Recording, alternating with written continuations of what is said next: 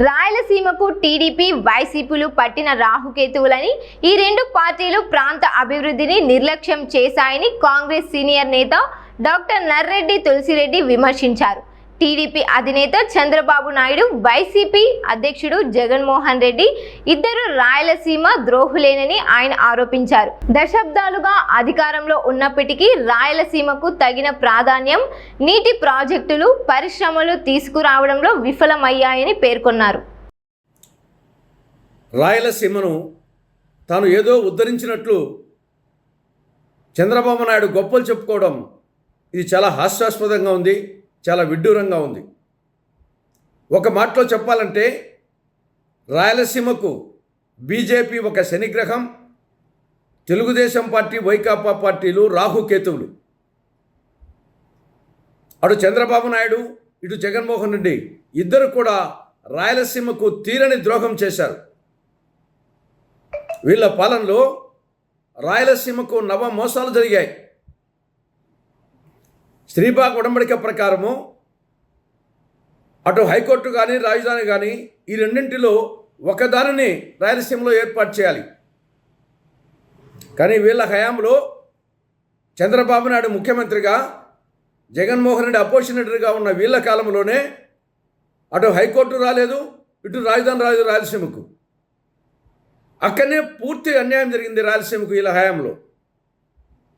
ఇక విభజన చట్టంలో సెక్షన్ 46 సబ్ సెక్షన్ 3 కింద కేంద్ర ప్రభుత్వము రాయలసీమకు బుందేల్ఖండ్ తరహా స్పెషల్ డెవలప్మెంట్ ప్యాకేజీ నిధులు ఇవ్వాలి.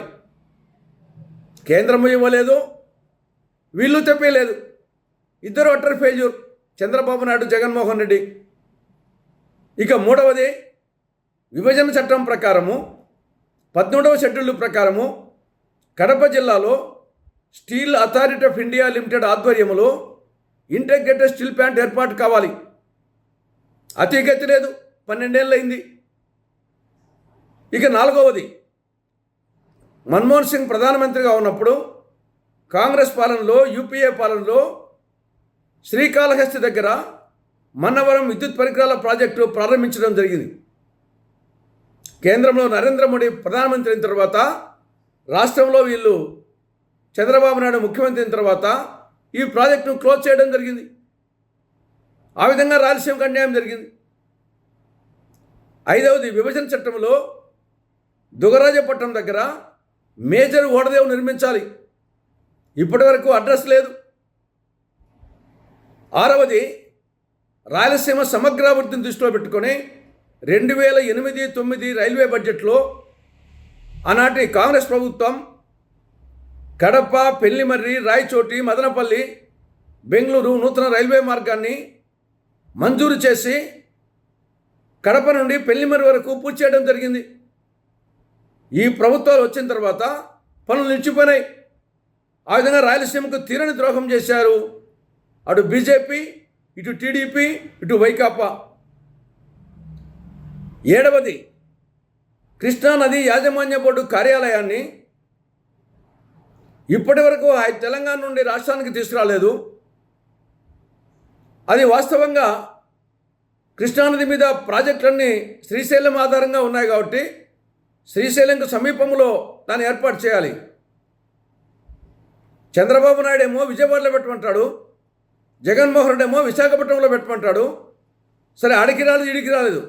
కానీ రాయలసీమ గురించి ఎవరు అడగరు. వీళ్ళు రాయలసీమ గురించి మాట్లాడతారు.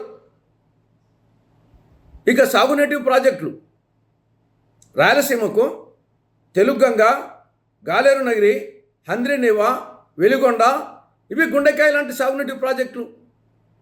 ఎక్కడ వేసిన గొంగలు ఎక్కడైనా చంద్ర ఉండిపోయినాయి.